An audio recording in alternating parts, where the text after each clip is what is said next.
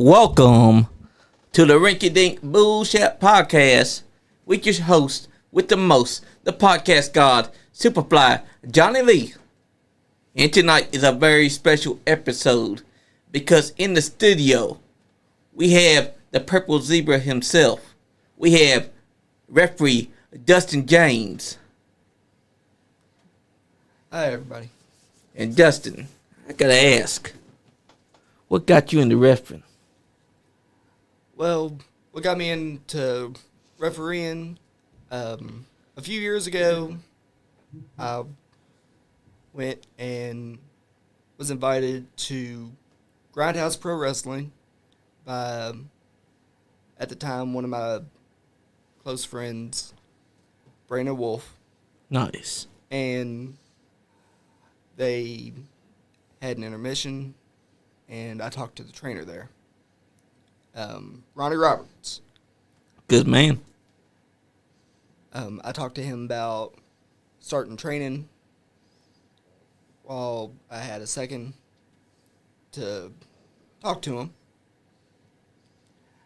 And, we set up a meeting, and I came and had the meeting. Everything went good. And we were figuring out what my role would be. A couple months later, we figured out what it would be.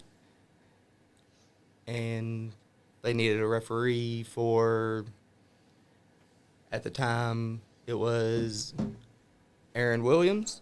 Nice. And Tyler Lee Deputy for a squash match of Aaron Williams and going over Tyler Lee. Nice. So that was my first experience for refereeing, and I've been training and working refereeing ever since for the past going on 3 years since that match. Hell yeah. And watching you inside the ring, you can tell that you love it. You can see the passion that you have for it as well. But a lot of people don't know that you have epilepsy.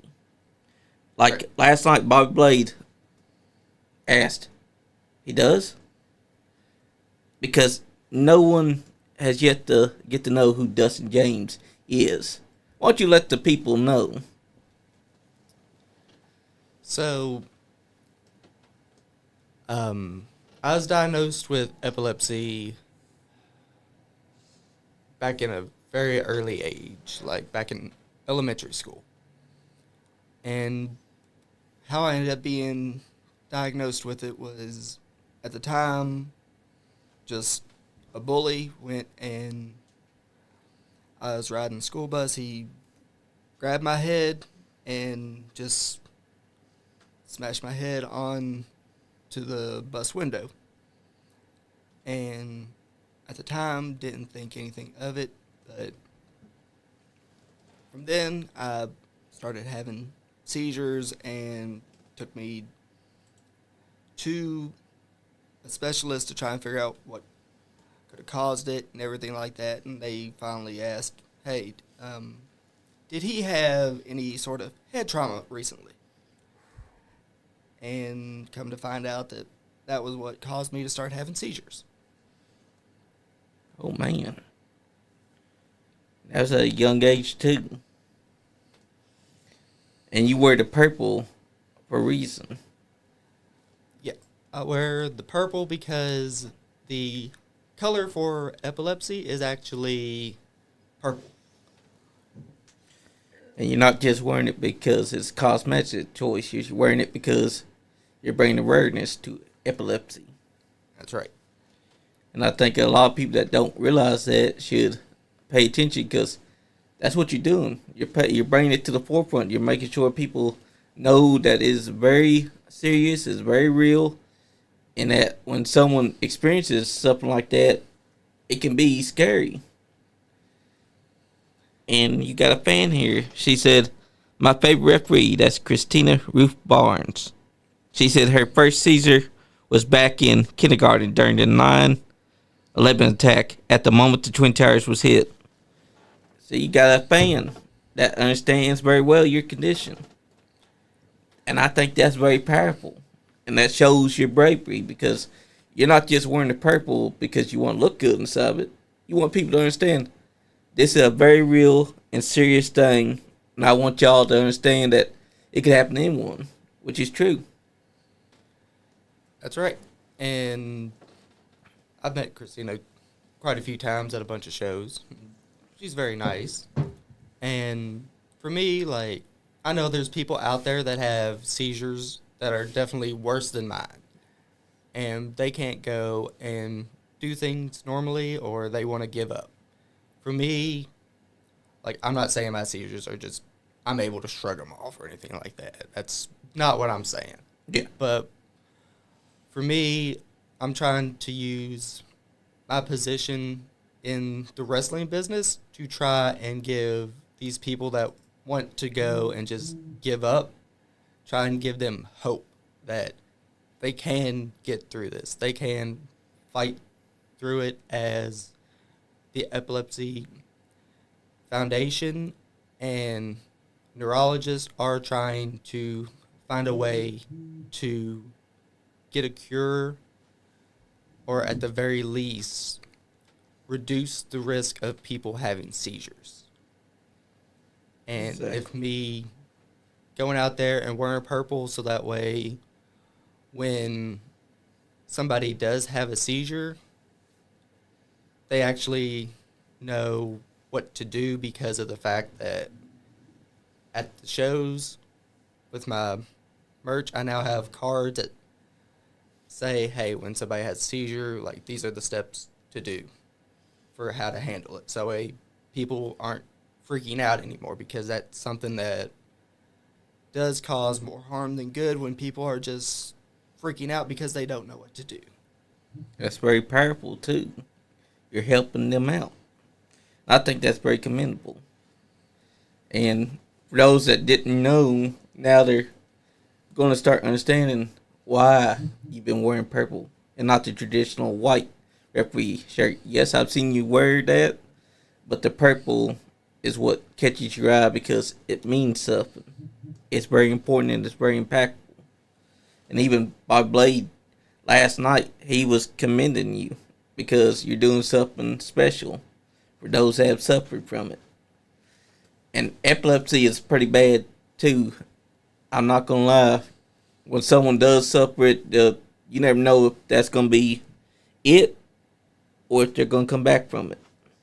You never know. Right.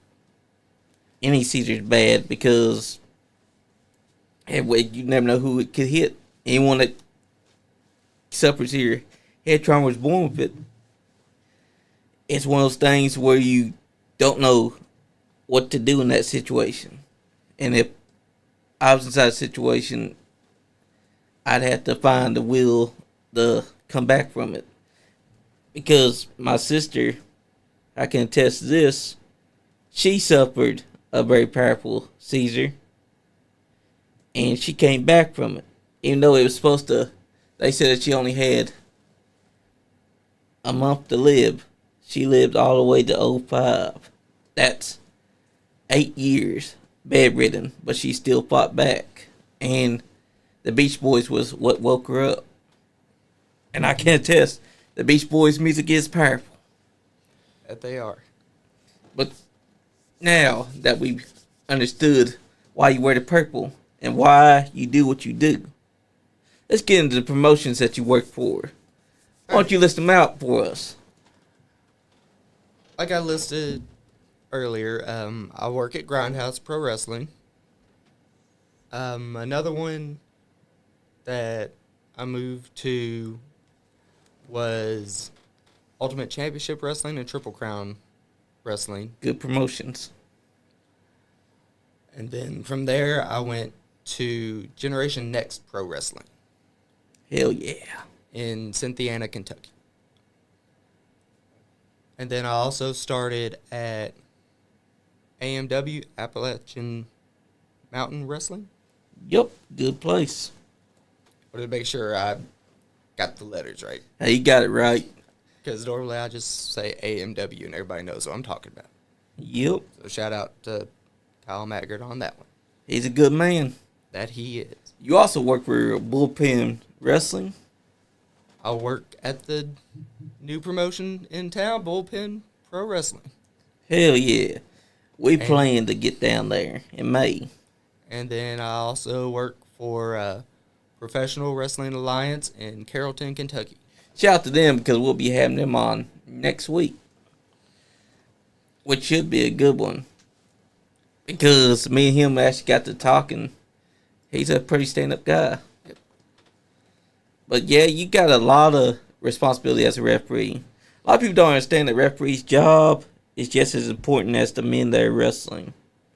Because you guys got the hardest job of all. You gotta not just watch the guys as wrestlers, you gotta gauge what the fans are doing. You gotta be the guy that's in between these guys and listen up. Hey, these fans don't appreciate what you're doing. Let's do something different. You also gotta enforce those rules too. And that's hard. And you get fans always saying, y'all are blind. Don't they understand that the referee's job's hard to catch everything? Yeah, we don't have eyes in the back of our heads. Exactly. And referees get attacked all the time for no reason. Poor Dallas Edwards. Also, referee Barnes, he got hit for no reason by Stan Sierra while he was standing inside corner. No reason. Nothing at all. Gets attacked there, falls down, and then gets kicked right inside the head and sent out of the ring just because he was doing his job. He was literally just doing his job. Referees get no love, I tell you. Have you experienced anything like that?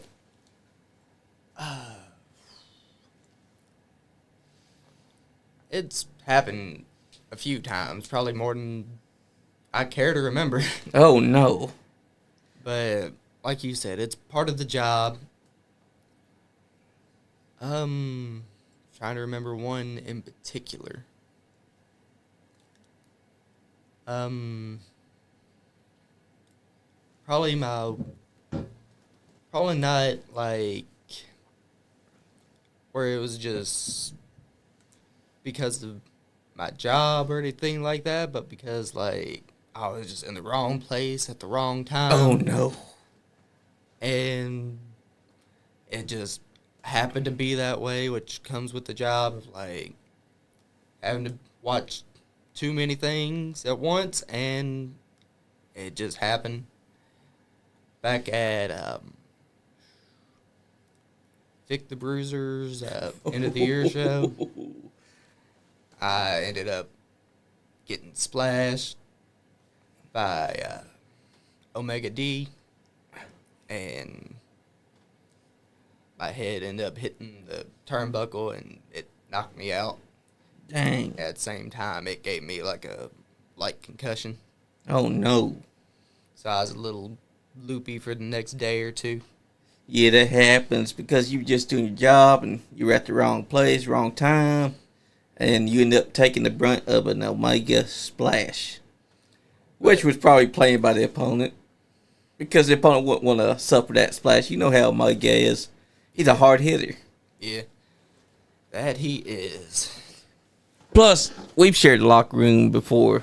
I remember that June 5th, you did some refereeing as well for TCW that night. It was a hell of an experience. Because me and Andy didn't know what the hell we were doing. We went out there, we did our thing. Sean Johns proved to be a good referee, but there's one thing that all referees should try to teach you. When he's doing the 3 for the final pin, don't go. And you, because any senior referee would be like, "What the hell was that, son? You're supposed to count the 1, 2, 3, just like that, son. Not 1, 2. That's that. That's not a referee's count."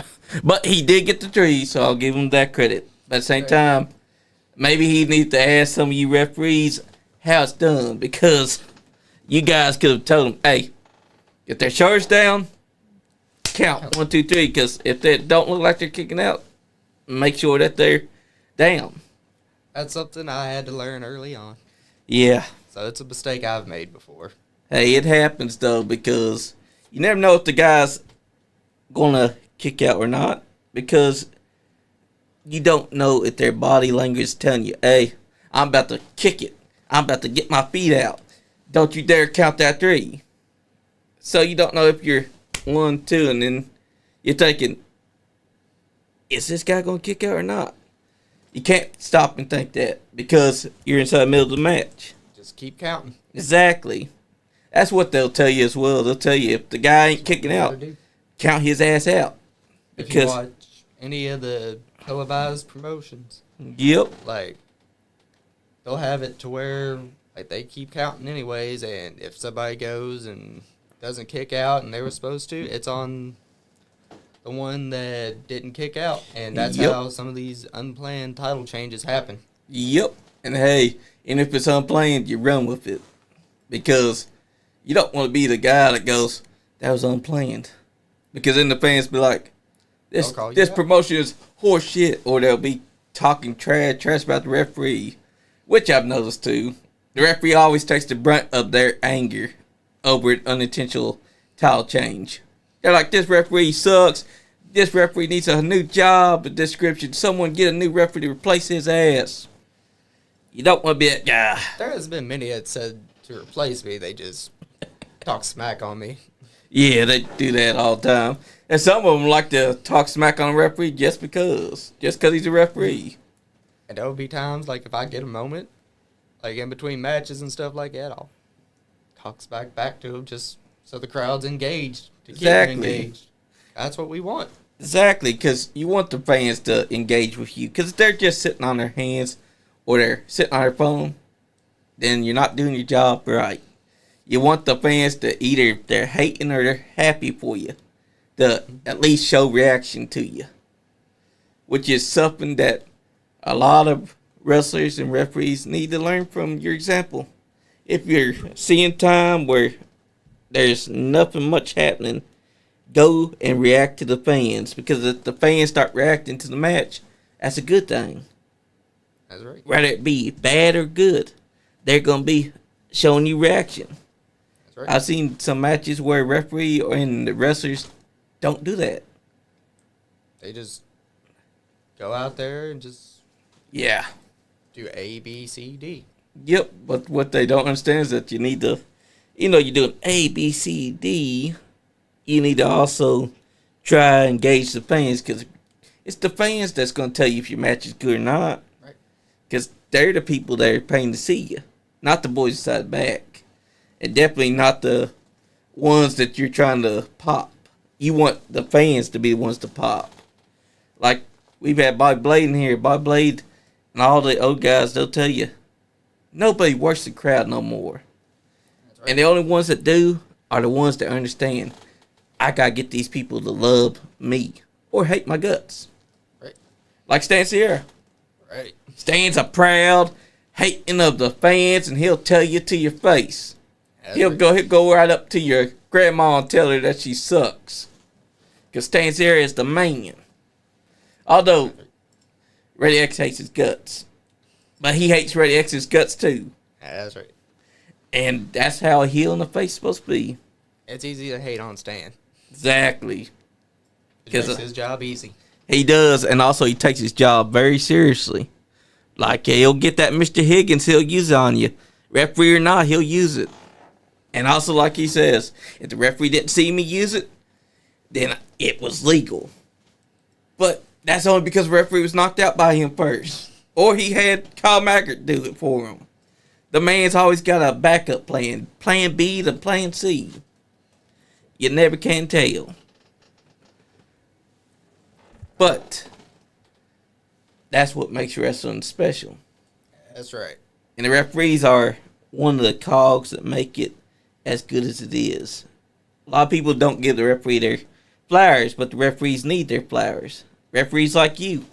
Because you're not just out there doing your job, you're also giving hope to people that actually suffer from epilepsy.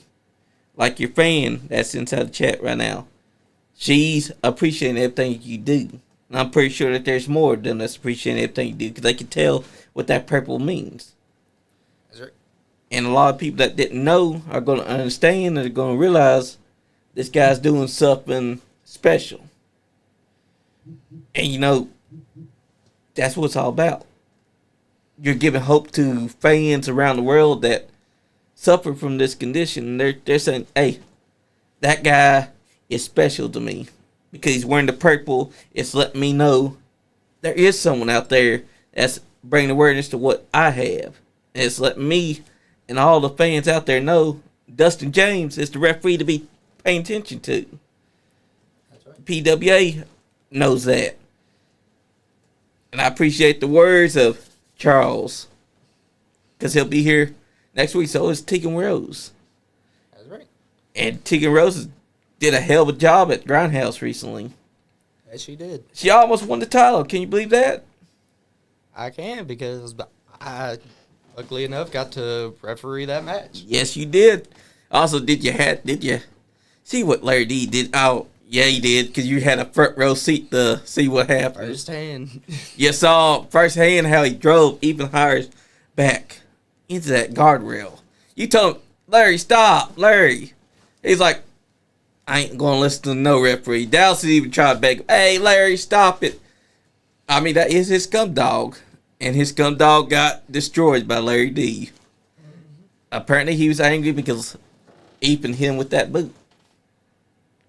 Yeah. Did you see that boot?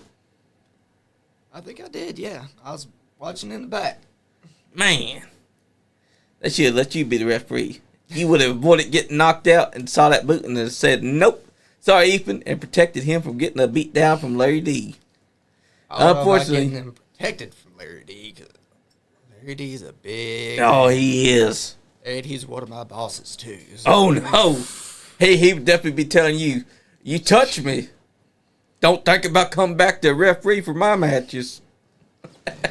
No, it'd be one of those, yeah, don't touch me or else you ain't getting paid. But that's the beauty of being a referee. A lot of people don't understand that they play just as much of an integral part of professional wrestling as the wrestlers themselves and the cameramans and the people that's out there. Make sure that the people look good on camera. Because referees got the best seats out of hell. So they can gauge if the fans love them, if the fans hate it, or the fans just meh, in between. That's what makes it special. You, Dallas Edwards, Jonathan Barnes, every referee plays a part. That's right. And that's what a lot of these fans need to understand. The fans, there are some that don't believe the referee does their job.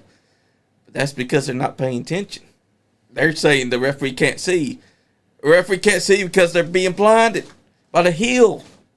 Have y'all seen someone gouge your referee's eyes out? Have y'all seen when the referee's got his back turned, they jump and they smack the referee down? Come on. Or when the heel's manager gets up on the apron and they start screaming at us and we got to face them. And apparently your eyes are supposed to be inside the back of your head too. While you talk to the manager. That's right.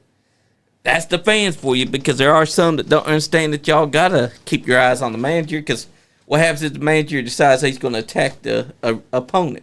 That's right. That leads to this DQ, right? That's right.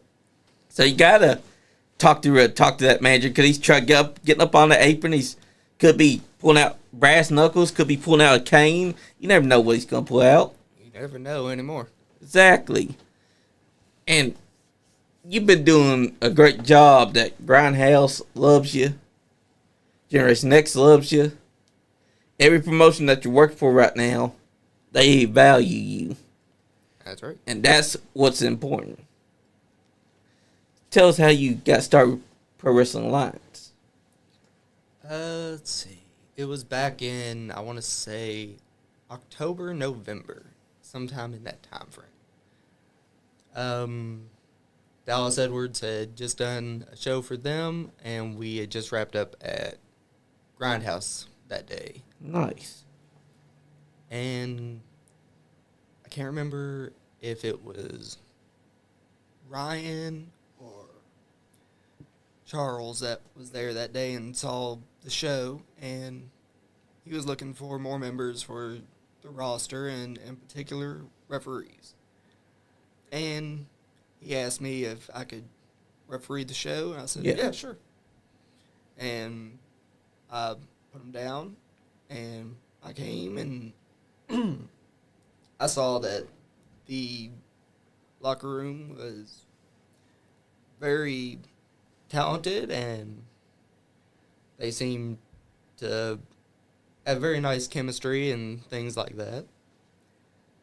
I got in there and I iron ref the show. I didn't mind it. And it being in Carrollton, and they said they were a new, like, trying to build up the town again for wrestling. So it was something that was like, you know what, I want to be a part of that. Because when it comes to going and building up basically, like, newer promotions. Yeah. Like Bullpen and PWA. Like, those are things that I want to be a part of.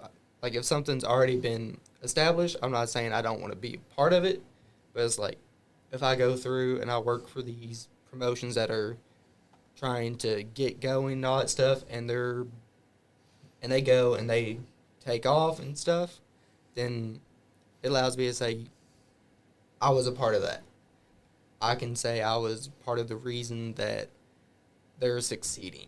Yep. And me, with the Epilepsy Foundation and the Purple Zebra and everything like that, I can have that tied to it as well. Heck yeah. That's a good goal.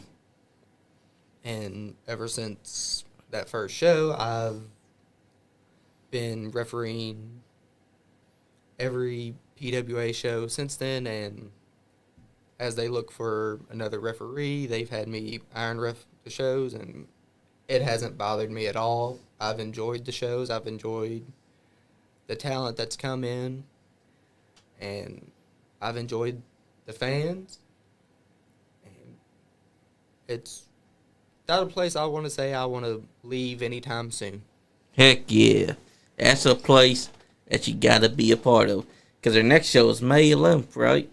That's Bullpen. Oh. Bullpen is May 11th. What's the next show for PWA?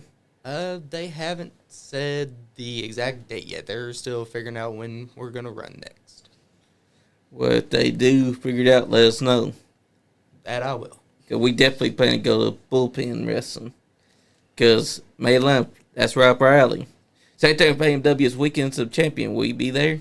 That I will. Hell yeah. Because we plan to go out there. And Christina chimed in. She said that wrestling is in my blood too. Oddly enough, I have a family member that wrestles, John Strange, and I used to watch it with my papa and my mama. Oh, John Strange. We know him. Heck yeah. John Strange is the man that wears a paper plate mask with a grinning face on it. Okay. And he's also done some crazy bumps. I'll tell you what. If there's one man that you don't want to get into a fight with, it's John Strange. Like Yara Rock was saying last night, he teamed up with the man. The man is the type of guy that if he's inside a match, he's going to try to do something crazy. He'll climb up to a balcony and try to jump down on top of you. You don't want it. Trust me. Because John Strange will whoop your ass. But that's what's special about it. I didn't even realize that Christine was someone related to John Strange himself. That's awesome. And someone else said something. Oh, she said that most of the time, I like everybody. I just act like I don't during the match. Just get them going. That's what I would like with Stancy and Marty Clay. I mean, that is true. That is kind of like a... Have you seen the guy that's on Facebook and he's usually always got something to say about Marty Clay? No matter what. Either Marty Clay won a match or he lost a match. Somehow he's always got a joke for Marty Clay. It's all in good fun, but it makes Marty Clay mad. Not sure which one that is. I've seen quite a few like it. Oh, man. I didn't know that there was a lot of people like him. Like, there's a lot of people that chime in for, like, Marty Clay winning or losing. Like, I haven't gone and, like, looked through, like, every single comment. Yeah. Because, like, usually, like, for Marty Clay matches, for him winning or losing, like, he's got a lot of fans. He does. That Dave Man's Kirby, you don't want to get caught in it. Trust me. No, you don't. That's a special move, too, because when he first whipped it out, we kind of helped him come up with that name because he was looking to name it. Dead Man's Curve was the best sounding name they had. And now, whenever someone sees it being moved, I better hear them screaming, "That's Dead Man's Curve," because that's what it is. Once he hits it, you on Dead Man's Curve, you dead. And that's how he's won many championships so far. I'm still waiting to see him hit Stan Sarah with it. That's a long time coming. I feel like it's coming soon. That's right, because he's a big boy, but Marty Clay, he's got those muscles. He could pick up a big boy like Stan and do it. I mean, just imagine a guy his size getting Dead Man's Curved, because I can see it.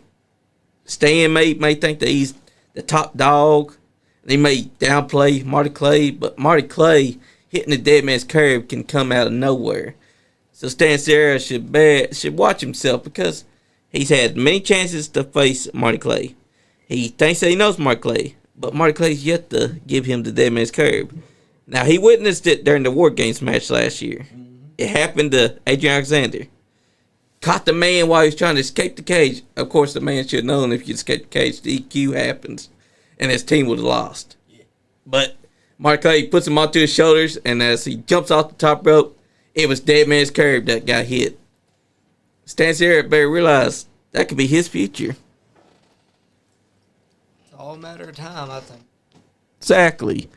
Because any move could be your end.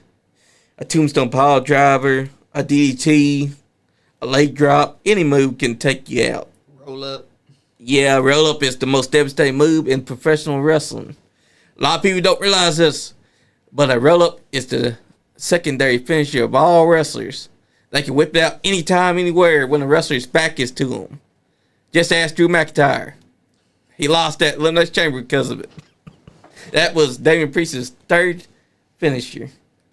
He's got the South of Heaven, he's got the Razor's Edge, and he's got the roll-up. Drew McIntyre should know, don't turn your back on someone that has a roll-up as a finisher, because it was bound to happen. But that's the beauty of a roll-up. Also, don't forget the schoolboy. Yeah. Because a lot of people have forgotten that wrestling pins also involve schoolboys. Schoolboys can be hit anywhere. Even the crucifix pin can happen. The crucifix pin is where the guy wraps his legs around the other guy's arm, while he's got his other arm around the guy's arm, and they're on their back, and they pull them over, and they 1, 2, 3 real fast. That's a pin. That could be a finisher. Just imagine someone gets major heat for doing a simple pin, the crucifix pin. I want to see that again, because there are some pins that have been missing from wrestling for a lot of years now. No one does the schoolboy pin no more. They instead do the schoolboy into a super kick. No one does the crucifix pin anymore, only on rare occasion. And nobody does the Hurricanrana pin anymore, unless it has to be. Right. But that's a good finish too, because Rey Mysterio made that popular. Right. Imagine a guy that's 6 foot, jumps off top rope, hits the Hurricanrana, gets the pin. 1, 2, 3. Right. That's a big boy. Right. And he's making Rey Mysterio's move look like it's a powerful finish. I want to see that again. But nobody does it no more. Half the time when they do it, they want it to make sense. Right. But it doesn't make sense inside their match, because it's out of place. It's got to be a move that's done by someone that understands that it has to be done out of desperation, and it has to be done the way Rey Mysterio would do it, because that's a damn good finish. Now, what would you say your favorite variation of pin would be? Because you've been on the view of a lot of pins. Let's see. So a pin that successfully won the match, or just a pin attempt? A pin that has successfully won the match. What would you say was the best pin that you witnessed? I've seen a few.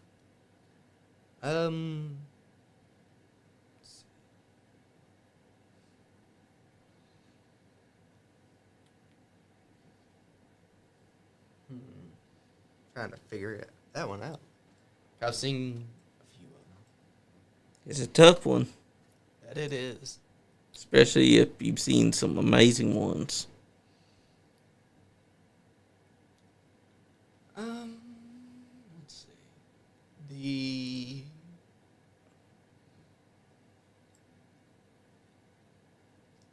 I really like the classic one more than anything because of how it's basically set up. Nice. Because of the fact, like, you can do, like, so much setup for it. Like, you can do the, like with Shawn Michaels, you could always do the super kick into the fall onto him. Yep. Hook the leg, pin. You could do the frog splash onto it, Yeah. like RVD and Eddie Guerrero did. So 1, 2, 3. And then you can always just, like Undertaker. Yeah, the darkness pin. Yeah. That's his go-to classic, move. but still. Yeah, it's classic because they're on their back. The guy can hook. The guy has to hook their leg because they can kick out if they don't. Got to also hold down that arm because if they got that arm free, then they can just do that. Right. Or this. That's my favorite version of the pin because I've seen some wrestlers that will pin the guy and they forget to hook the leg and then the guy can kick out. And they wonder, how'd he kick out of that? It's because you've got to hook the leg. If you hook the leg, you prevent the kick out from happening.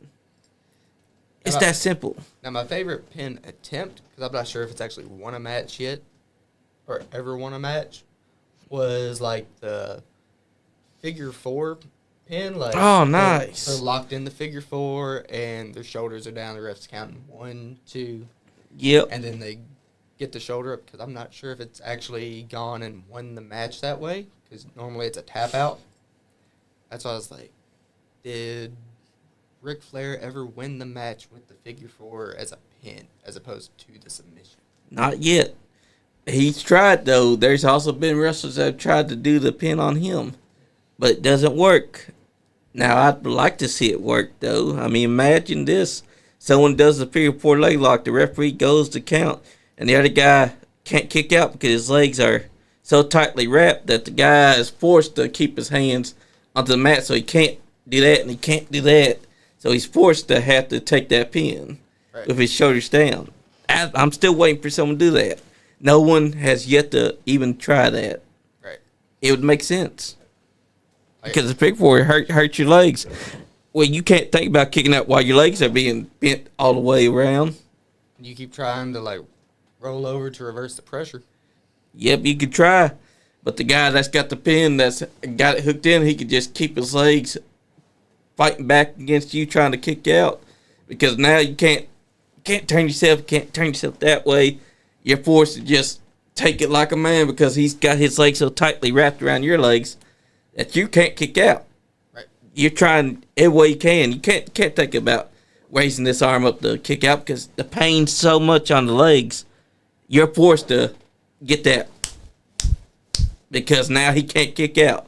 I want to see that happen. I'm surprised that's never happened.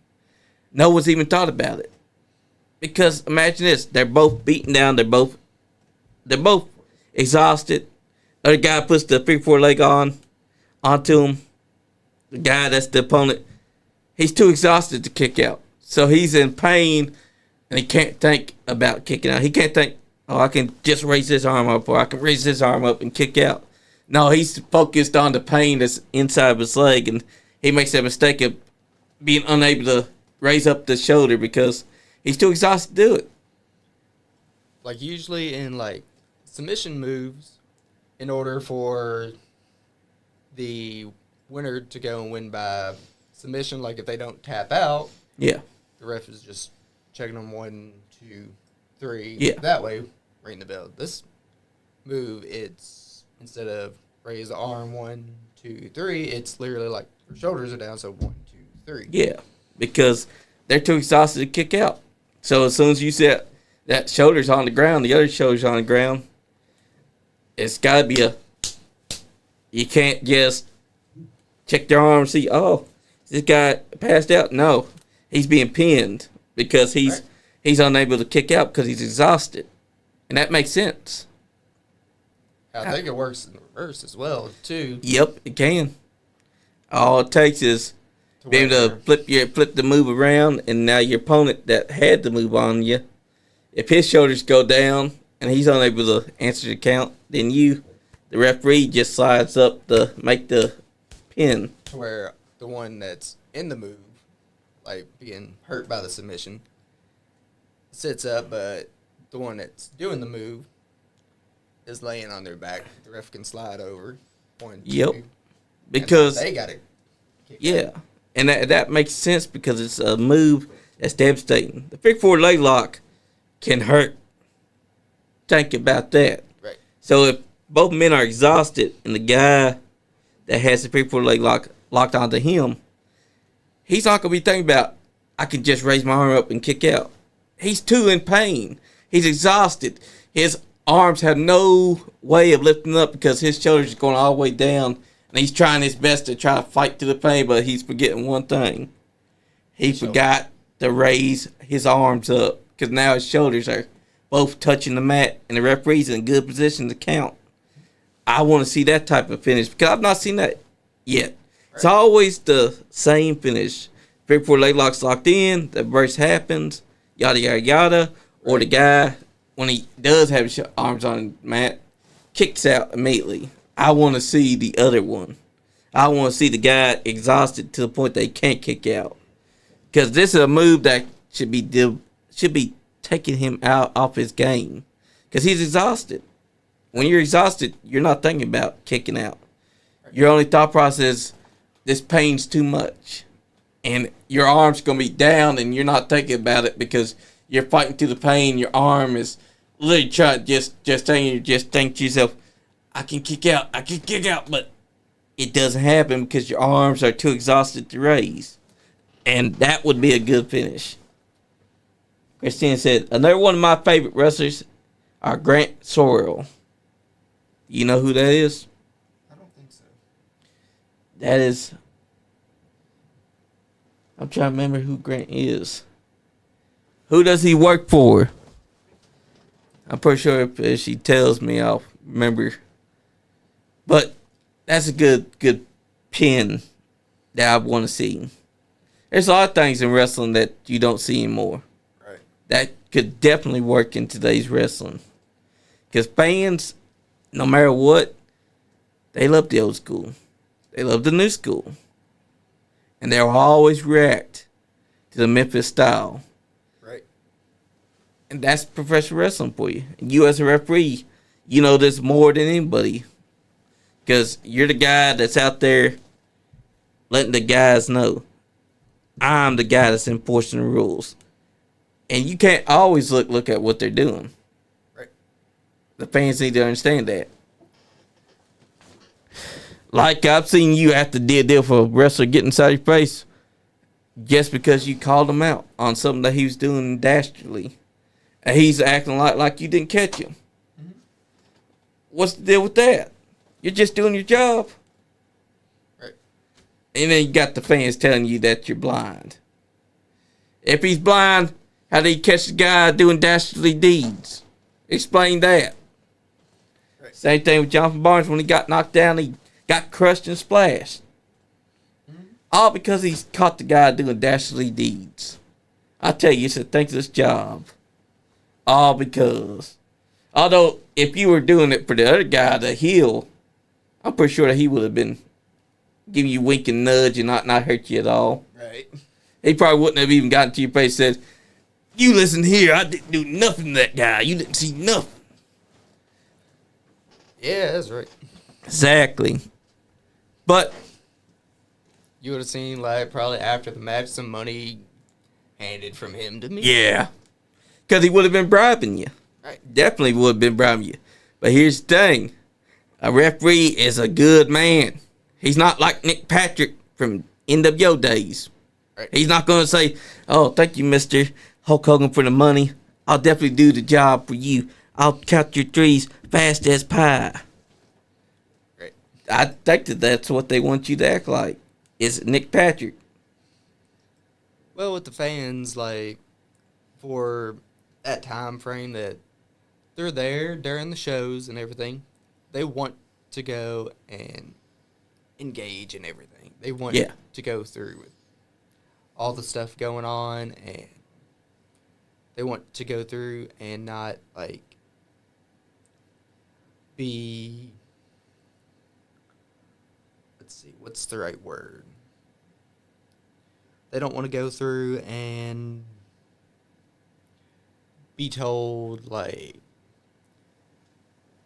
hey, you have to cheer for this one, or you have to boo for, or Yeah. boo this guy. And this is how it's going to be, so you need to act this way. During this time, they want to forget all of it. They want to go to these shows, and they want to engage with the people, like the wrestlers and the referees. Yeah. And anybody else that's there how they want, because during that time out in, like, outside that arena, Yeah. they can't do that without being told, like, well, that offends so-and-so, or that offends Yeah. me because, well, I like this one, and because you don't like that one, then, you know, that hurts my feelings.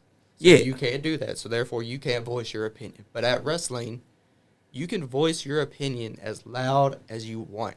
Exactly. And that is what this business, that is one of the things in this business, actually, that we want to happen, is have the fans go and just be as loud and as supportive one way or the other, whether it's the good guys that we have, or if you want to support the bad guys, go ahead and support them, because that is why we're here, is for you guys to support the promotion itself, this business itself, is because go out there and just support who you want, because we're not going through and standing there as you come into the door and saying, hey, when you go in there, you need to support this guy.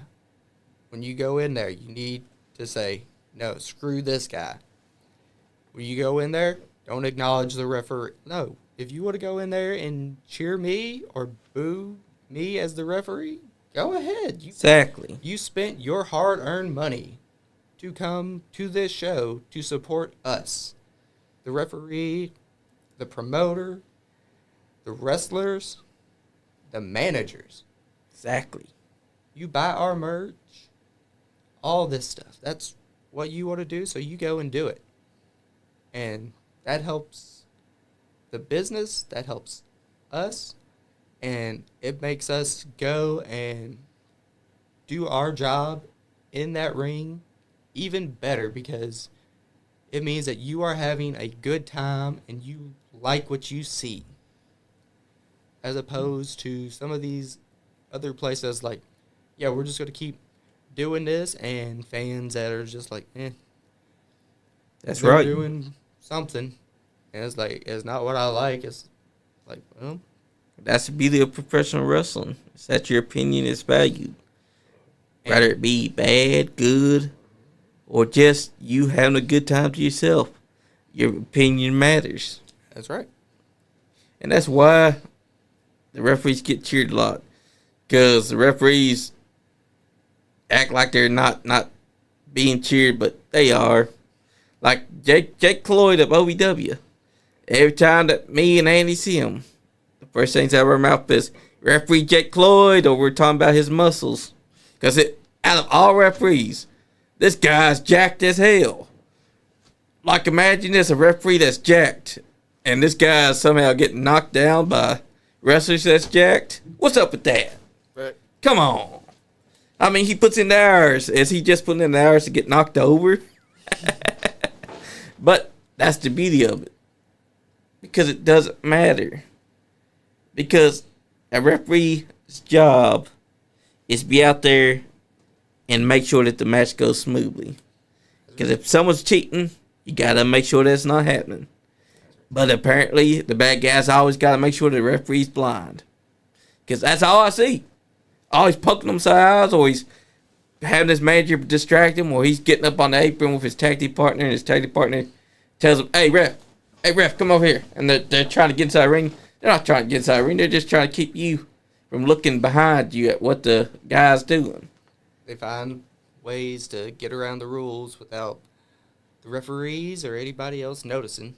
Exactly. But make sure that the fans notice. Exactly. The fans are trying to tell the referees, hey, I saw what this guy, but here's the thing. The referee didn't see it, so he can't really verify what you're saying or not. Because you're the ones that saw it. The referee wasn't able to see it. The referee was distracted, blinded, made sure that he could not make sure that you were verifying it. Like I've seen fans get pissed off because the referee did not accept when they said, I saw Stan do that. I saw Stan use Mr. Higgins. He did it. The referee's like, I can't verify what y'all are saying because I didn't see it. I wasn't the one watching because the referee couldn't see. Because Stan made sure that they was going to pay attention to what he was doing. Mm-hmm. And that's the thing about wrestling. Referee's job is never over. When the heel wants to take the referee out, he's going to. It don't matter if the referee's been good or not. Whole match. Heels are assholes. And that's the truth. Yeah. Because look at what happened to Jonathan Barnes, poor man. Every time he's refereeing a good match, this man somehow gets his jaw wrung, gets knocked into the turnbuckle so much, gets kicked out of the ring, gets clotheslined for no reason. And there's no telling how many other times he's been attacked just for doing his job. You referees suffer the most out of all the wrestlers. And they say wrestlers take the beating. Referees get knocked out once and it's over with. Referee can't get back up. And then they grab the guy by his shirt and throw him into the ring and say, now you're going to count for me. How's that fair? I have no idea. The zebras need love just as much as the wrestlers. Come on, wrestlers, be a sport. Don't grab a referee by his shirt and throw him around. That's unjustly. That's unprofessional. Be good to him. That's right. Then again, they'll still do it. They'll still do it because why? Because for some reason the villains are always assholes. It don't matter if they having a good day or they're having a bad day. Somehow the referee is always the target of their ire. I've seen Stan here take the Mr. Higgins and hit a referee with it and not even give a second thought about it. He'll literally just smile at him. Like, oh, my bad. I didn't see you there. Oh, he saw him there, all right. He was making sure the referee was going to do nothing to him. Referee even caught him with Mr. Higgins. He takes out the referee and makes sure that another referee comes out to do things. Who's to say that referee that came out wasn't paid by Stan to do his job? Exactly. Yet, people say the referee's blind. Referees catch things. But referees can't catch what the manager is doing to distract him. Can't catch what the guy that pokes his eyes out is doing. Because your eyes are gouged.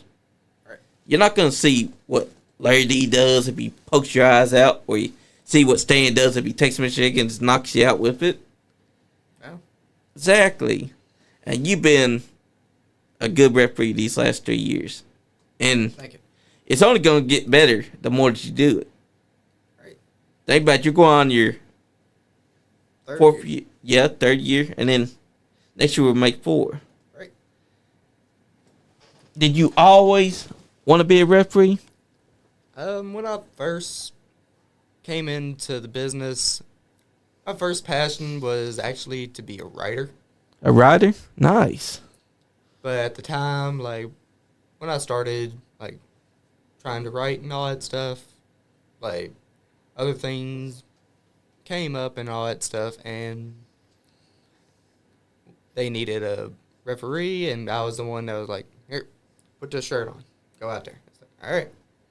And I just started refereeing more and all that stuff, and I was still trying to write and everything, but after, let's see, not last year anymore. I'm so used to saying last year. Yep.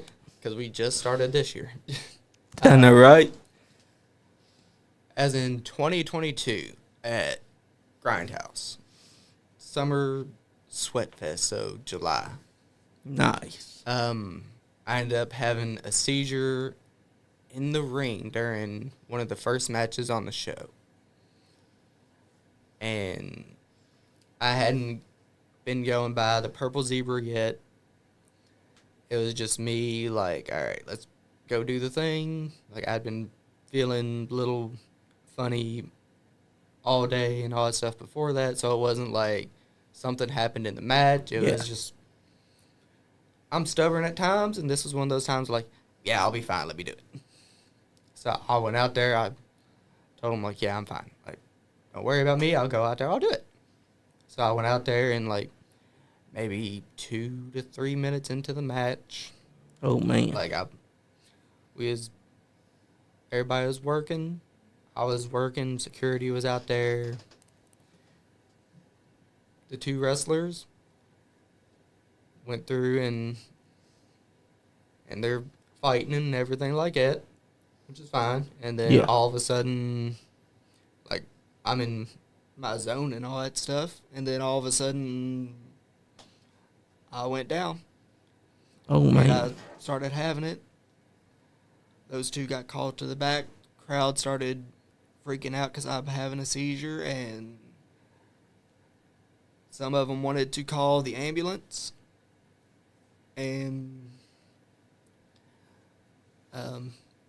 my mom was there at the time, and she was telling them, like, hey, don't call the ambulance. And that's because whenever I have a seizure, if I'm not bleeding, like, I don't want the ambulance called because of the fact, like, I've racked up a lot of medical bills just because of an ambulance ride to be told, hey, just go home, sleep it off.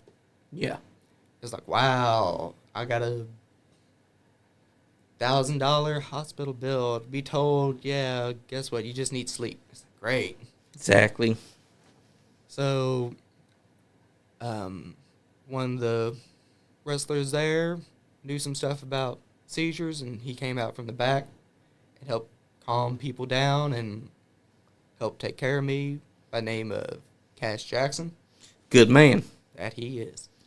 And so everything starts calming down, and I'm getting myself back together, and I'm still in my ref gear and everything like that. And I come to outside and everything like that. The show had started to get back together and start going again.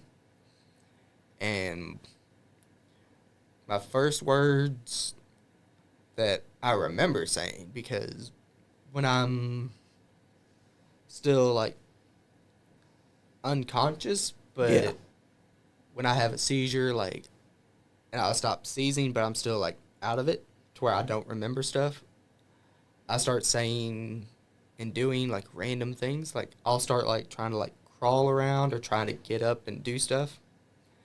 Like, I'll start trying to get up and walk to, like, try and do something. Yeah. Like, I'll try to get up and start going to, like,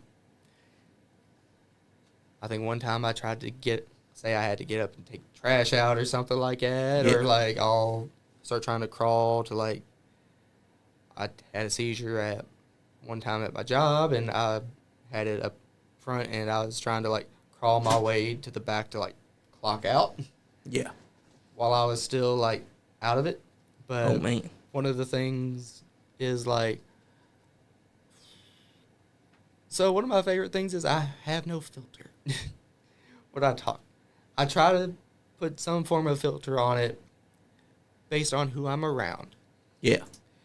So when I am in that phase between unconscious and conscious, like I am coming out of a seizure, Yeah. but to where I can't remember it, there is no filter at all. I'm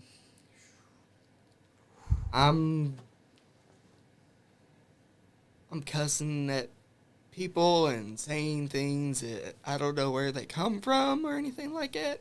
Yeah. One of my favorite things I've done is cuss at a paramedic because they're trying to help me and all that stuff. Like, I'm cussing them out like a sailor and everything like that. Yeah. So, yeah. So, But I'm coming out of this one at Sweatfest. My first words that I remember saying is, I got shit to do.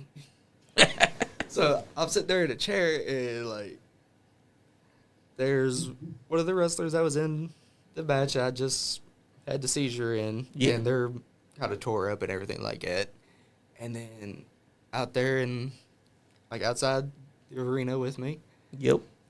Obviously Mom's there, but so also is the Bruisers. Good people. That they are. And like, I just keep saying, like, as I'm like getting up, like I keep saying, like, I got shit to do. I got shit to do. Meaning, I got more matches I got to ref. You know, Yep. like I didn't go through and just have a seizure, so I can't ref. It's like, no, I was down for like a few more matches. It's like, hey, I was brought here. I was told, or I was assigned matches, so I got a job to do. Yep. I take this very seriously to where, like, I don't care if I had a seizure or not. Like, you told me, like, X number of matches, and that number was definitely more than one, so it's like, I got to go out there and do this. Yep. So I went and, like, I talked to Too Tough Toady, and Ronnie was like, hey, look, I'll be all right to go out there and finish up the matches I got. It's like, no, you don't need to go back out there and ref the matches. You just had a seizure in the ring, and these people are going to freak out and all that stuff. Yep. And would be against it. It's like, but I'll be okay to do it. It's like, no, trust me. It's like, well, how about this then? Like, let me go out there and, like, during intermission, and, like, I'll tell the people I'm fine and all that stuff. Like, all right, we'll do that. So during intermission, I went and with Mercy Keller, Good one. as she is, I went out there and just did a little like, hey, I'm okay and all that stuff, and thank you to everybody at Grindhouse, and thank you to all the fans and all that stuff, and you know, everybody cheered and clapped and everything like that.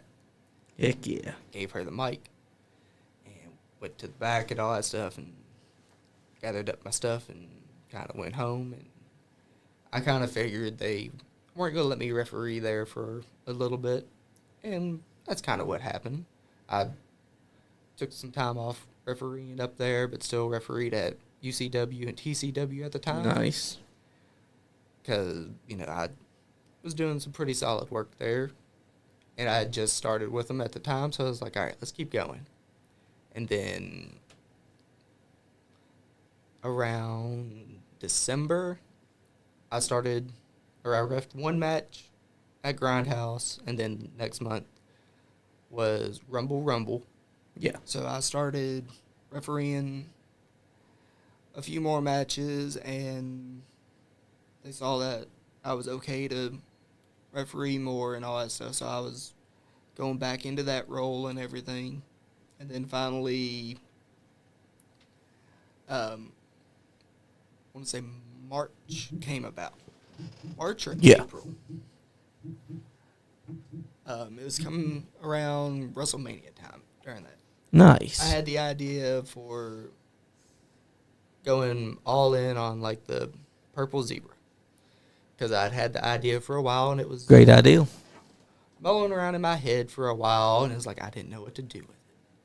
It's like, should I do it? Should I not? Like, well, if this fails, then obviously, like, now I don't know what to do. So I went, it's like, hey, can I get these, and can I get this design and all that stuff? It's like, yeah. So I went and got it, and I want to say first night of WrestleMania, I think it was, I did a show with TCW at Ferguson Gym, and we weren't expecting too many fans and all that stuff because of WrestleMania, the first night of it. And I was like, hey, since there's not going to be too many fans, can I try this out? I said, yeah. And so I went and was like, all right. So I took the white shirt off, and I put on the purple shirt for once, and went out there and started going with it and everything. Shirt felt good. It allowed me to, like, interact and Yeah. all that stuff. Like, gave me some new, I guess you'd call it, material for the heels to interact with me and me to interact with the heels about and the fans to interact with me and all that stuff. Exactly. And then JDX, I worked with them during that, and then I already had the purple shirt, so it was an easy one to transition to. And then finally, during this time, I went and brought it up to Ronnie and Tony and was like, hey, I got this idea. I know we were talking about going a different route for me, but would this be all right if I went and, like, did this route and focused solely on this instead of what we were originally talking about? Because I feel very strongly on this. I feel like there's more marketable appeal to this and more value in this. Exactly. And, like, I can do so much more with this, and me being able to go and very possibly bring in the Epilepsy Foundation to our shows, and anywhere I go, I can bring their attention to it as well. It's like, I feel that would allow this to have a lot more life and a lot more positive interactions with everybody because of what it stands for, and the fans would be able to know that it's for epilepsy, and I can spread the awareness for that by doing this. Yeah. And they went and gave me their blessing to pull the plug on what we were doing and start me off with this, and that's how I started with this. And that's a good movement, too. You had the right idea to switch to the purple because people took notice. And, yeah, you did suffer that epileptic seizure, but you didn't let that stop you. And plus, now you're still repping for Grindhouse. Right. You're still repping for every promotion that you are. That means that you on the right track. And everyone that knows and has suffered from epilepsy, they know you're their referee. You're the guy that they're going to be paying attention to when they see that purple. Right. Because it's not just there to look good. It's there to bring awareness. And it's your ideal. You had it inside the back of your mind for years. And finally you made it happen. And that's a hell of a job. And Tony and them, they realized this kid is right. Because you were. And it's paid off because I see lots of people tonight watching you. And lots of people that understand that you will bring awareness to something that they've suffered from. Christina there, she's been chiming it up inside the chat. That proves just how powerful your movement is. Because it's true. You bring awareness for people that don't understand the epileptic seizures. You bring awareness to epilepsy itself. And that's a great thing. Especially for professional wrestling. How does it feel? It feels like it's been a lot better than what I thought I could do, and it's allowing me to go and see how much more I can do with it, especially after November, when Grindhouse let me go and basically have that whole opening segment during Epilepsy Awareness Month. Yep. And even for that one show, we were able to tape the middle rope like how WWE does for breast cancer awareness when they work with the Susan G. Komen Foundation.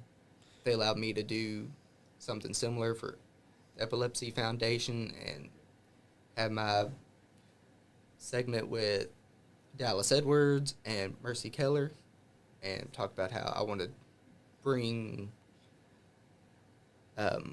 Epilepsy Foundation, like try to build a bridge between the two, between Grindhouse and the Epilepsy Foundation. And so when that was a very positive thing, and then when the Epilepsy Foundation went and put that out on their own social medias and platforms like that, the picture of the three of us, me, Dallas, and Mercy, in the ring together, it showed me that, all right, let's keep pushing instead of, like, all right, let's see, like, is there anything more I can do, or maybe it's might not be the right thing, but it was something that showed me, like, this went a lot better than I thought originally could happen. So Yeah. let's see how good this can go. And you're right, because the more you keep on pushing, the more awareness it'll bring to different promotions, to different people. Because you already made Bobby Blade aware of it. Because last night, he was honest when he said, I didn't know. And now that he knows that you're doing something powerful. And that the purple isn't just for cosmetic beauty. It's for awareness. Right. And people are going to start taking notice of that.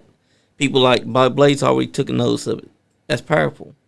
Because Bobby Blade is one of the best talkers inside the game.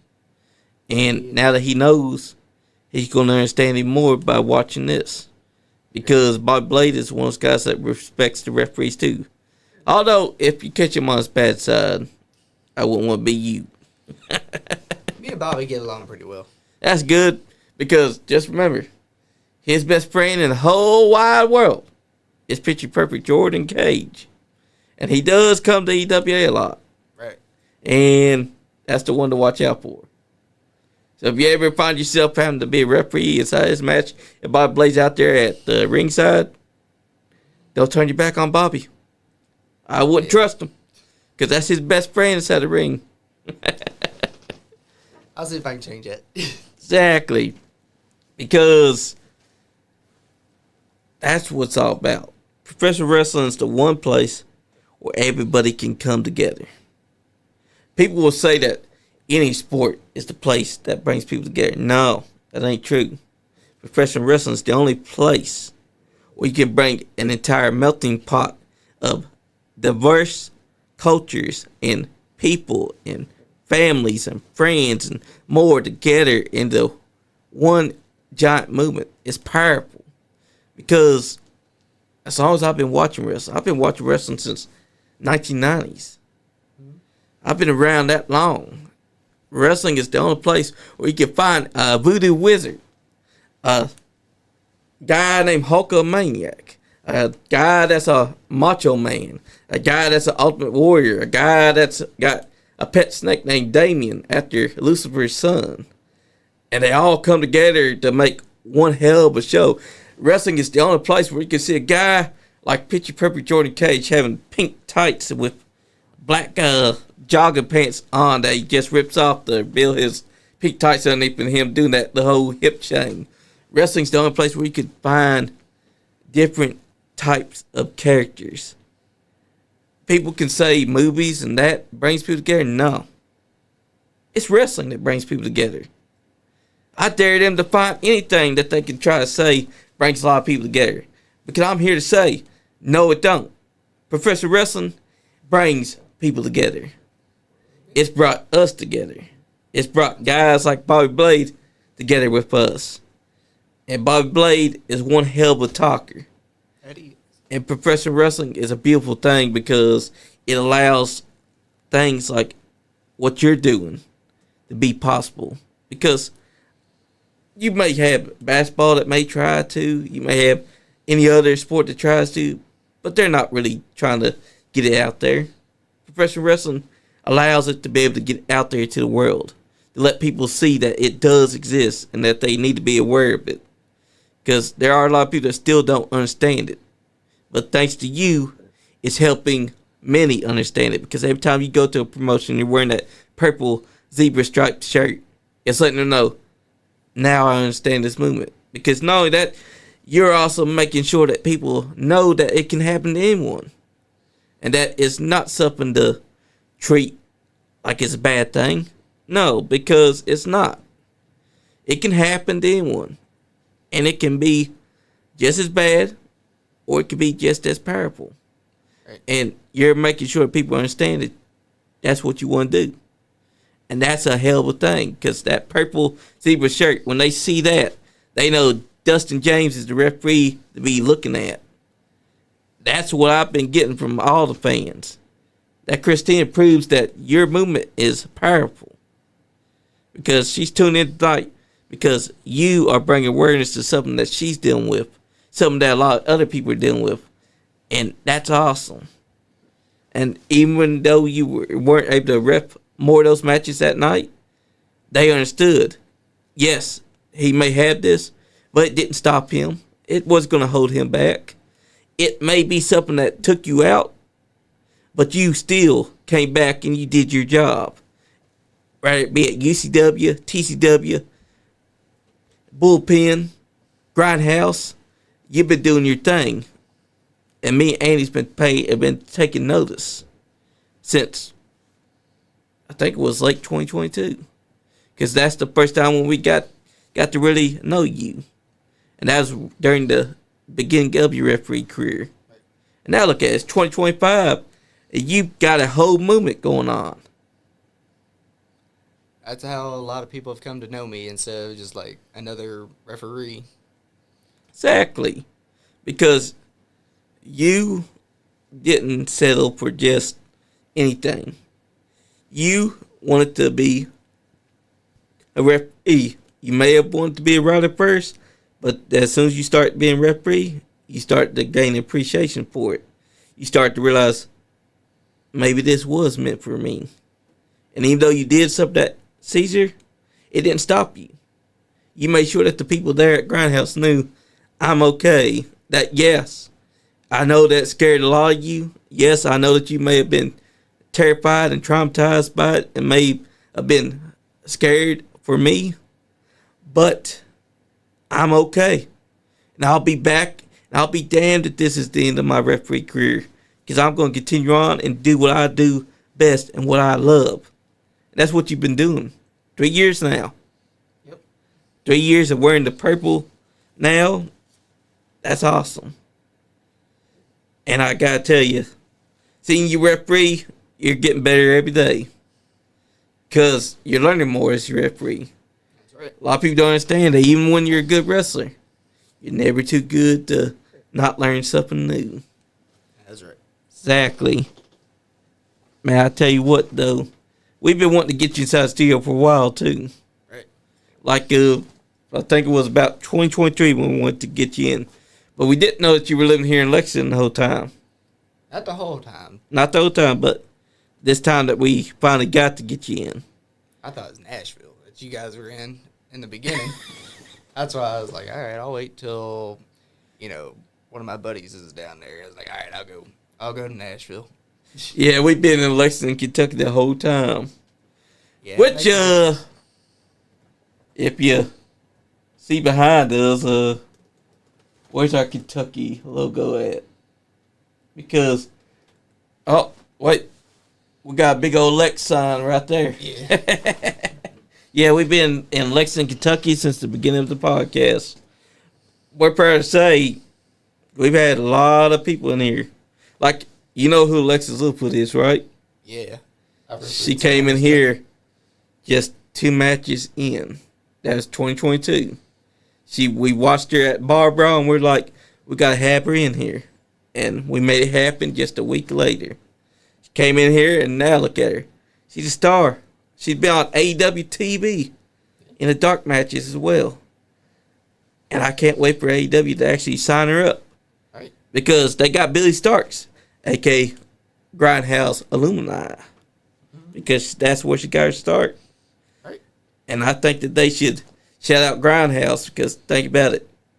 They made it possible for them to get a big star like Billy Starks. Who, by the way, is kicking ass on Ring of Honor. But we've had so many good names here in Lexington. And we've had some good names from Grindhouse as well. Even Hire's been down here a couple times. And he also brought ZDP.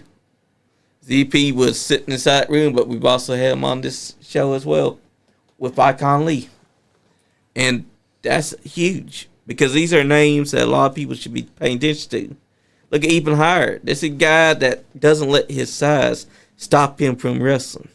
Because there's a lot of guys that would be saying, I'm not big enough. I'm not 6 foot. I'm not Rey Mysterio's size. I don't think I can. But not Ethan. Ethan sees himself as larger than life. I like to make the joke that he's 7 foot tall and he weighs 300 pounds. And that I can't believe whenever a guy picks him up. Like when he was at OVW back in 2023, we watched Joe Mack and him. I was like, how the hell did Joe Mack pick up this 7 foot tall giant and chokeslam him? And then me and Clem J made a joke about if Omos and Even Higher were to meet inside of a Hell in a Cell cage match, Even Higher would pick him up and chokeslam him off the top of the cage. Because Even Higher has that charisma. It doesn't matter about your size. Wrestling is the one place where your size does not matter. You can be small, you can be big, you can be anything you want. And you're going to make it big. Because as long as you got the will to do it, you already got the tools of the trade. And he's a grindhouse guy that's been whooping ass and taking names. Miss Larkin, that's another name that's been taking names and whooping ass with her therapist as well. Yeah. Don't get on the therapist's bad side now. Yeah. She's got that ball of ketchup, and she's not afraid to use it. But also you see Kenny Cummings come around too. Kenny Cummings is a great guy. I've been on his show. Hell yeah, chilling with Kenny. Yep. That's a good show too. Also, Kenny's one of those guys that I can appreciate because he don't let nothing bother him. When his car was having to get repaired, he hit me up and we were able to get him to the show because he was wanting to go to EWA. And so me, Joe Hinton, we went and got him and we took him to the show and he enjoyed himself because that's what wrestling does. It doesn't matter who you are. If you go to a wrestling show, even if you're not a wrestling fan, I guarantee by the end of that show, you're going to be a wrestling fan. I guarantee it. Because just think, people that watch WWE, there's probably been fans that were not fans at all. And as soon as they saw WWE, they're like, I'm hooked. I got to see what happens next week. Think about that. Right. That's what professional wrestling does. It brings people together. And that's the beauty of it. It's art. I like to say that wrestling is a soap opera for men. Because you got your drama, you got your fighting, you got your relationship issues that take place, you got your villain that's so bad that you want to see the good guy whoop his ass, you got your hero, you got the guy that's conflicted, you got the guy that is tweener, you got the girl that is a heroine, you got the girl that wants to take control of that heroine with her voodoo magic like Lexi Green. Right. And you got your psycho crazies, and you got your heroes that hold their titles. Wrestling is that beautiful. That's the art of wrestling. That it is. Now let me know, when was the first time you watched wrestling? That I can remember? Yes. It had to be in the 90s. Whoo! Back when it was on fire. Mm-hmm. I can't remember like the exact time.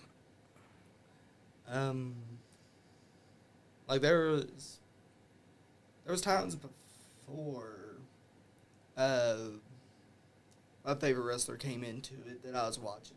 Yeah. But it was Monday Night Raw, and it was just had to be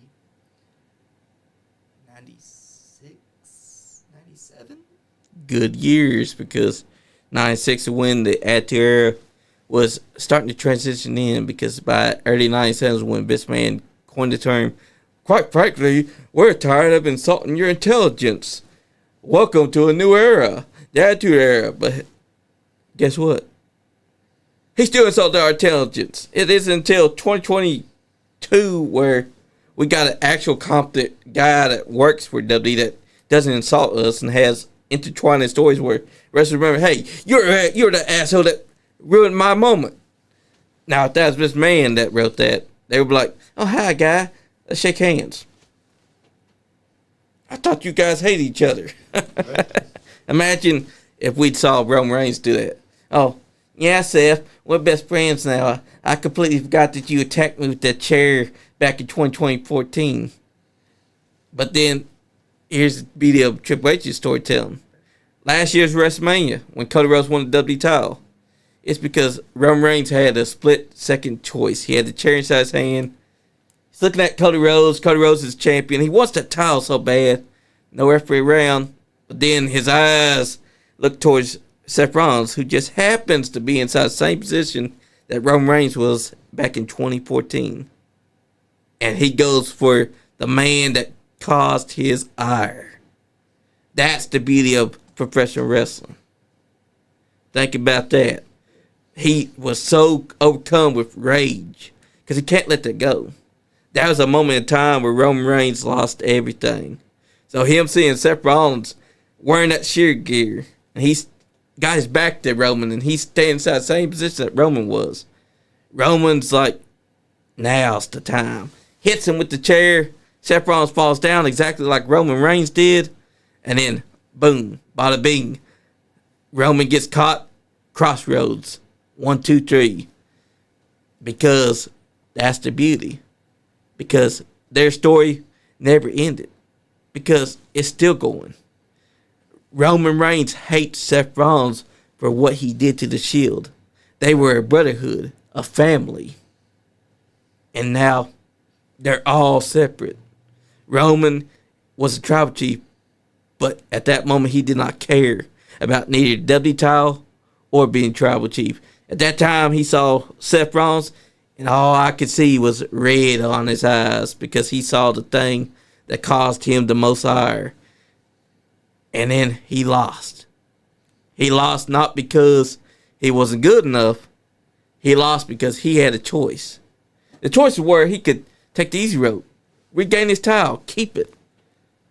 Or the man that caused him so much ire, so much pain from 2014 all the way to 2024 is standing inside the ring opposite him, back to him.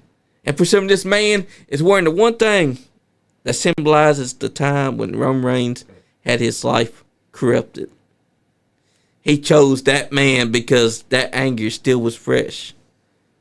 That is what I love about professional wrestling, because he did not ignore what happened. He didn't act like him and Seth hadn't been brothers. He didn't even act like he forgot what Seth did to him. He did to Seth what Seth did to him. And Seth Rollins paid the ultimate price. Meanwhile, you witnessed something so beautiful. What kind of story has made you feel like that in the local independents? On the indies.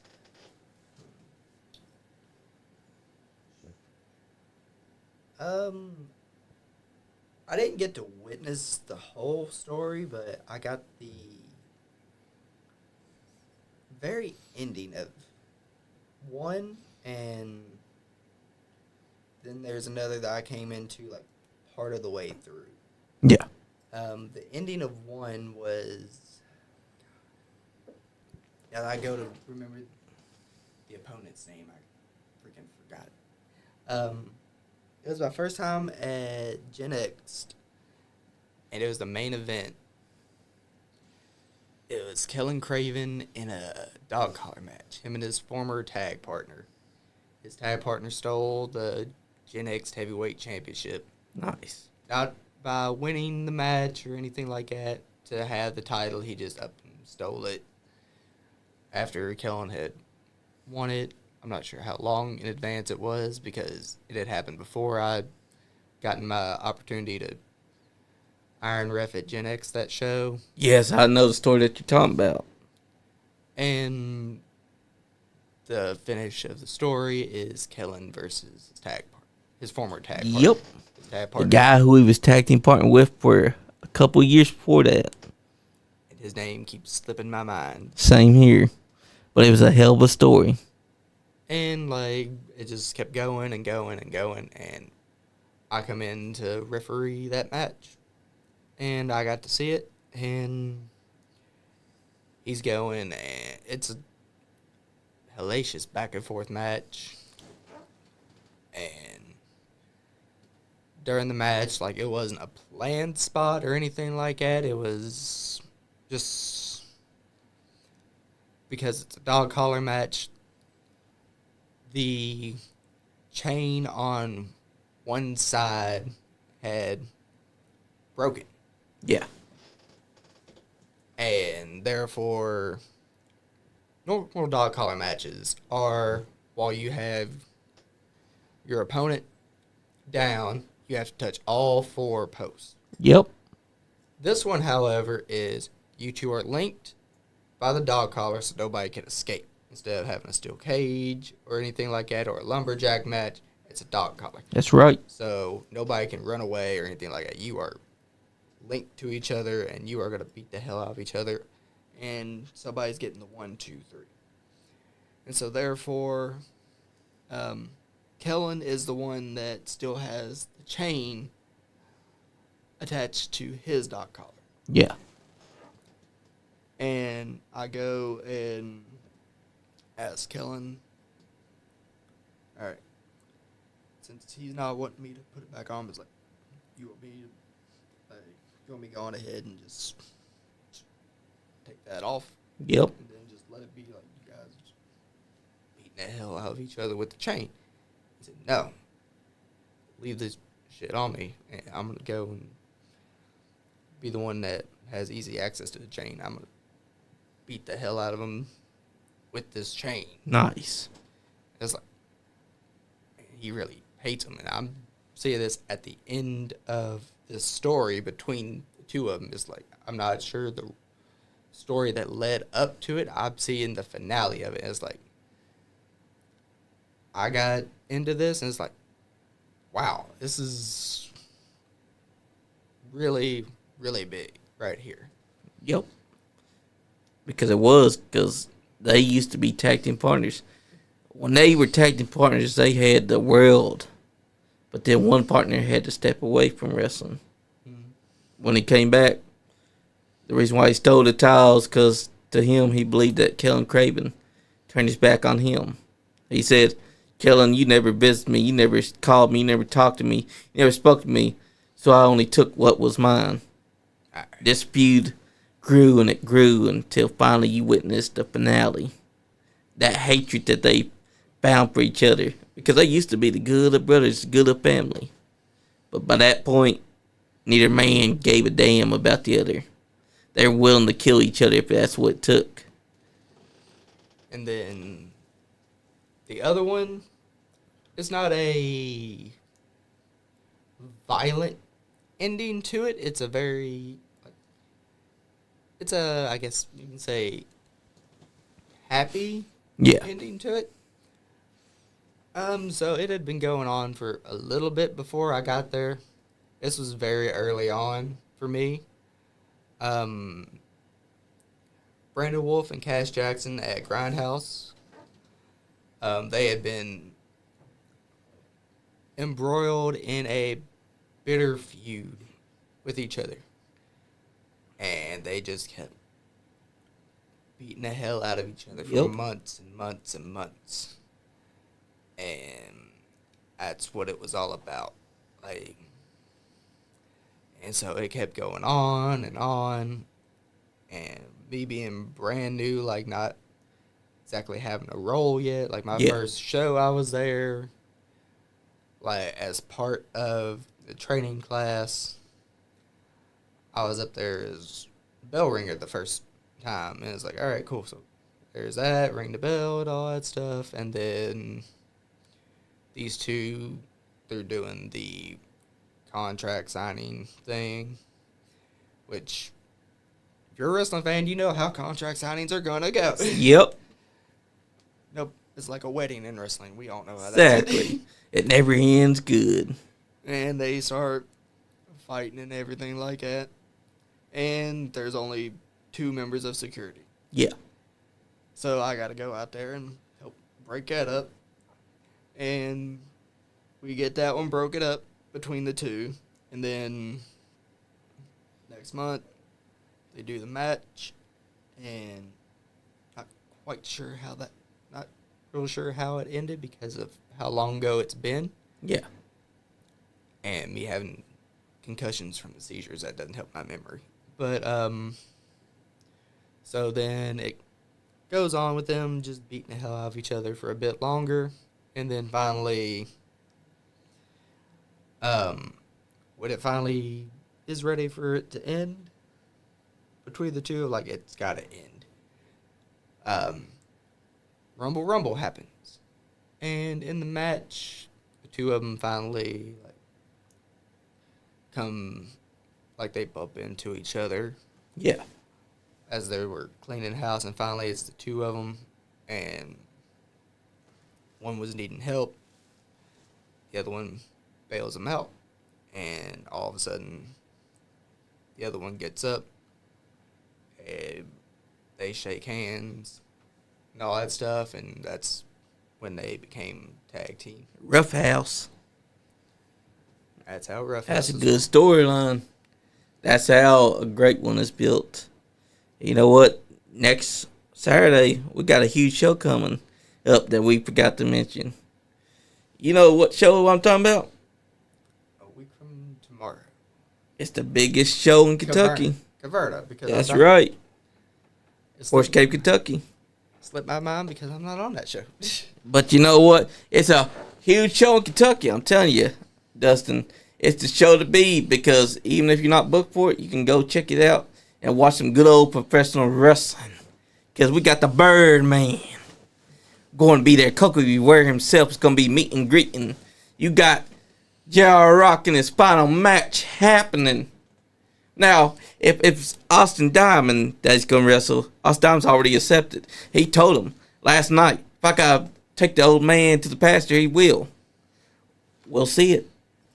And you don't want to miss it, because that's going to be a hell of a show. It's in Horse Cave, Kentucky, March 15th, 2025. Great place to be. Because Terry England... That's very good. Terry England will make you still pay for your water bottle. He'll also make you pay for your seats. Yeah, he will. Again. You've already paid for it once, but you're going to be paying for it again, buddy. Also, you don't want to forget, we'll be there selling merchandise.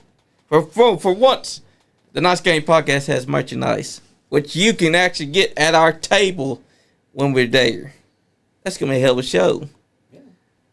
And you know, I witnessed the recent storyline too. It happened last year. EWA had a big storyline going on. It started off in January. Clayton Cannon and Scott Diamond joined forces at one point. But that's beginning of 2024. Scott Diamond got turned on by Clayton. And then Alex Angel, who had debuted just a month earlier, he comes out and he throws Scott Diamond over the ropes and he chokes him with his own tie. That was the beginning of the BSB, the Ben Sheeran brand, because then Gaston LaRue, Mr. By Book at the time, he joined them. And Ethan Hire and Berto were put through hell along with Party Mike. And for month after month after month, Ethan tried to get the Heritage Championship. He even tried to get the EWA Championship. Clayton Cannon always had someone to help him win. Finally, we get this blow-off match between Gaston LaRue and Ethan Hire for the EWA Heritage Championship.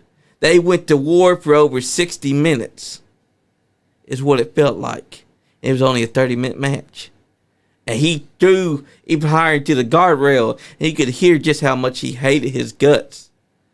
And finally, Ethan Hire got the win with his newest finishing move that he pulled off. 1, 2, 3, he's the new EWA Heritage Championship. That was a great storyline. But that wasn't the end of the BSB story. It ended when finally we got a match. Ethan Hire, Berto, and Marty Clay, who just returned the month before that in October. It was September. He finally returns, and they set up the blow-off match. Those three versus Alex Angel, Clayton Cannon, and Gaston. Well, Gaston already got kicked out, because when he lost the EW Heritage Championship, they kicked his ass. So they brought in a new guy, Bo Monty, who is a big 7-footer. Comes out, well, it didn't do him too good because Marty Clay, Berto, Ethan Hire, they got the win. And you know what that meant? The BSB era of owning EWA was over because then Scott Diamond came out there, he threw Ben Sheeran's ass back inside the ring, and they went to town on him. Finally, Scott did to him what he did to Scott. Kicked his ass and made sure he was out. And that is what you call brilliant storytelling because they remember what happened in January and they culminated it in October. Great time to be a wrestling fan. It's good storytelling can draw you in. Right. Like, I've seen some good stories. Like, the Kane and Undertaker story is one of the best stories that WWE ever produced. Because at the time, when Undertaker debuted back in 1990, they were calling him Kane, the Undertaker. But it was C-A-I-N, Kane. So then someone had a brilliant idea come 1996 to start teasing that Undertaker had a little brother. They burnt down the family home, which was a funeral home. And that little brother Kane was trapped inside. And Paul Bearer was coming out saying, your brother Kane is alive, Undertaker. He's alive. And then for months and months and months, he'd just keep on taunting the Undertaker with this. Finally, October 5th, 1997. Undertaker and Shawn Michaels are having one hell of a Hell in a Cell match. The very first of its kind. And then, while Shawn Michaels is down, he's bloody and he's battered, the lights go out, just like how it would for the Undertaker. But this ain't the Undertaker because then the fire at the entranceway starts. And this music that sounds like this horrific cathedral music starts playing. And all you see is a shadow covering two men. Paul Bearer and this 7-foot giant. And this man, as soon as he sees this guy, he's screaming, that's gotta be Kane. That's gotta be Kane. Because what else was he to think? Because Paul Bearer's been teasing this man for months upon months. Finally, Kane just grabs the door and he rips it off its hinge, throws it to the side, stomps in. You see the Undertaker, who never looks shocked inside of his life, and he's standing there with his mouth agape and his eyes are all wide, and he's just looking at this man like... And Kane just raises his arms up like he would years later. He goes down. No fire at the time, but it still did its job because then he throws him, grabs him up for a pile driver, turns all the way around so the fans can see that this 7-foot tall giant is being held inside this other man's arms. And then, boom, drop down with the pile driver. Then HBK, while that's the whole going on, crawls over, arm on top of his chest. 1, 2, 3, gets his win. But the biggest story there was that Kane had just arrived. And this story was not over even at WrestleMania 14. Because then 2004, yep. Because then the Undertaker, he'd been buried the year before by Kane. Because Kane buried him alive. Kane comes, he's saying, you're not where. He keeps on saying that there's no way that the Undertaker's back because he killed him. Eviscerated him, made sure he was never come back. Well, when the Undertaker's music played and Paul Bearer comes out and he's got that big ass urn and he's saying, you're no son of mine to Kane. You can feel it. And then he starts showing off the urn and then Undertaker comes out and Kane's face is like, you're not real. And then when Undertaker gets out of the ring, and just for a couple minutes, Kane's just going, you're not real. You're not real. And he starts edging closer every time he keeps on saying, Undertaker's just staring at him. Whole time, eyes not blinking, nothing, just staring at him. First time he touches Undertaker, that's when, wham, Undertaker lands a punch. That was a brilliant storytelling because it had years to build up. It had backstory, and it culminated right there and then at WrestleMania 20. That was a story that made you want to keep on watching. It kept you on the seat of your pants. That's what wrestling does to you. And I believe that's what captivates you to want to be a referee. Because you get to witness those stories firsthand. Whereas we fans are watching it from the crowd, you're experiencing it right then and there. And sometimes I get to be a part of it. Exactly. And that's the best part. Because when you get to be a part of it, you're not just a referee. You're part of the magic that's making that storyline work. And that's the good thing. And you got to experience that with Kevin Craven and his tag team partner. Right. He may have come in at the tail end, but you got to experience the hatred that they had for each other, the pure disdain that they had to see the other man dead, because they were angry. Because that storyline had been going for a while. Because what I love about it is that they not only made it happen, but they were drawing inspiration from when they were tag team. Because they were brothers. They were family. And then when you came into it, you witnessed what happened when a family were no longer a family. They were now just brothers who hated each other's guts. They wanted to see the other guy suffer. And even if they had no chain attached to their car, they were going to take that chain and they were going to beat the hell out of them. Because that was pure storytelling at its best. A lot of people need to see stories like these. Like, that's what I love about independent wrestling, is when it can have stories like this. Like, EWA drew me in when it had the Ben Sherman brand story. Because even hiring Gaston Roux, that was a story that was building. It all started when they had their first EWA Heritage Championship match. Even Hire won that match. But guess what? Ben Sherman comes out and he says, "Oh, no. Did I say that it was a pinfall match? No, this match was a submissions only match." And then Gaston Roux attacks him from the lower back, puts him inside the walls of Gaston, and puts his knee onto the back of his neck. He has no choice but to tap out. Loses right then and there, even though he won the title.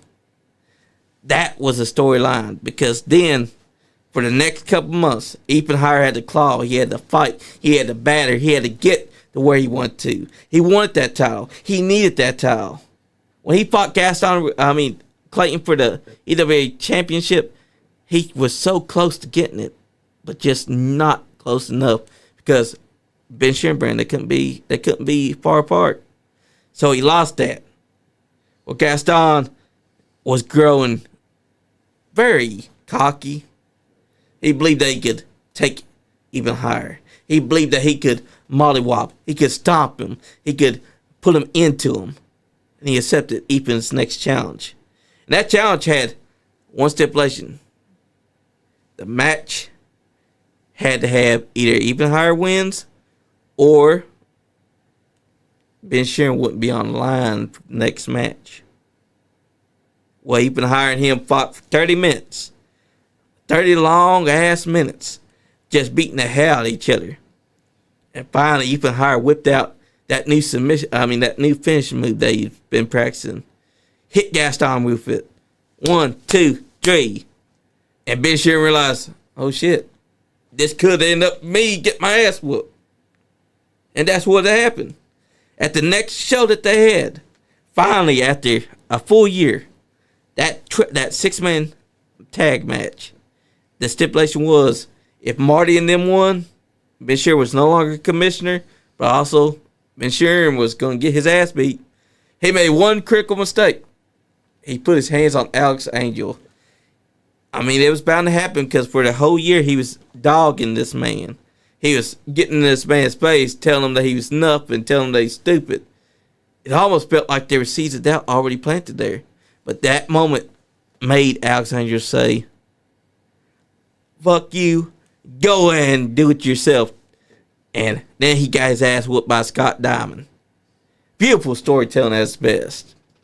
Is that what makes you love this business? Storytelling is definitely something that makes me love the business, as is some of the wrestlers that I can definitely want to say have chemistry with, because I know how wrestlers, when they get in the ring, they can definitely have very good chemistry with each other, and the fans pick up on that. Yeah. And so therefore it makes your job easier when you're in the ring, and therefore it makes it also more enjoyable for you to do, as well as the fans also enjoy it more because of the fact, like, all right, well, that means that I can do this and do this and do this, and therefore, like, I can try different things now, and it's not gonna harm anything in general with how the fans are gonna react to it because of the fact of being this person click so well with how I'm saying it. Like, I'm not going to be told later on, like, Yeah. hey, look, that was really offensive or anything like that. It's like, Yeah. like, I'm not going to be hit later on with a freaking lawsuit because I said something or anything like that. Exactly. It's just like, hey, look, it's all right. I'm not going to be at risk of losing my job because I went and did something with somebody that I enjoy working with and somebody that enjoys working with me like every week or something like that. So it's like, that's easy to do. And it's very easy to go out there and just be like, all right, I'm just going to go out there and do my job. And like, if I'm with one of these people as the list grows of who I'm able to do it with, to where it's no longer just who I have chemistry with, it's now just part of my easy repertoire, and some people can probably pick up on it of, you know, me and them just mouthing off, and those that hear what is being said could definitely pick up on Exactly who it is. And the moves I do in those interactions with those wrestlers, like, those will vary from who it is. One that people can tell, or I hope they can tell, that I definitely enjoy working with is Lexi Green. Hell yeah. And when I work with her, like, even though I enjoy working with her, she creeps me out. Yeah. She tries to hex you. I think I'm one of the few she hasn't hexed yet. She's gotten Dallas. Man. I don't know what it is about me, but she hasn't hexed me yet. I'd like to keep it that way. Every time she gets in the ring, I'm staying as far away as I can. For That's the best. That's the best action to do. And I think the crowd has picked up on that because she is scary. She gives the heebie-jeebies. Also, she's got that voodoo doll. Yeah. Always close to her person. I stay very far away from her. So Cause you don't want to get caught and have your hair plucked, and then you be the one that's on that voodoo doll. Yeah, that's why I stay far away. Exactly. And can you believe that we've been on here 2 hours? No, I can't. Man, it's been a hell of a show, though, because you've been able to let the people know exactly what you're all about. Let them know what your shirt means. Let them know that you don't let what happens to you hinder you, because you're a referee, and you're always going to do your job right down the middle. Except for when Lexi Green tries to hex you. Right. Always stay away from her. But also, you got any last words for the good folks? Let's see. Last words for good folks. Definitely check me out at referee Dustin James on Facebook.